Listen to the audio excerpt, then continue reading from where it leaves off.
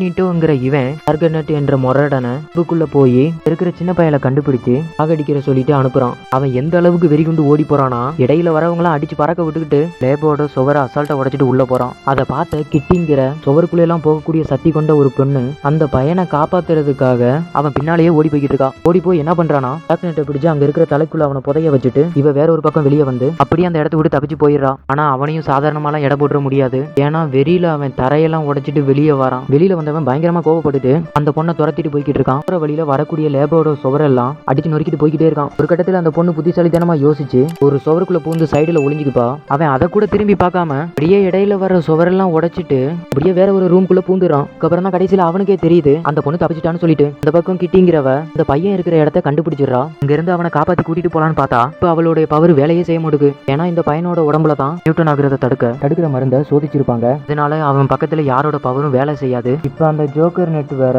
இங்க இருக்கிற இடத்த கண்டுபிடிச்சிட்டு அந்த சுவரையை உடைச்சு உள்ள வந்துடுறான். அந்தவன் பயங்கர வெறியோட ஓடி வந்து அப்படியே இவங்களை சுவரோட வச்சு முட்டிடலான்னு பாக்குறான். இப்ப கரெக்டா அங்க இருந்து 2 பேரும் நகர்ந்துறாங்க. அவன் அப்படியே டபாருன்னு சுவர்ல போய் முட்டி கீழே விழுந்துடுறான். ஏன்னா அந்த பையன் பக்கத்துல தான் யாரோட பவரும் வேலை செய்யாதே. அதனால அவனோட பவரும் வேலையே செய்யல. கடைசியில அவங்க 2 பேரும் அங்க இருந்து தப்பிச்சு போயிடுறாங்க.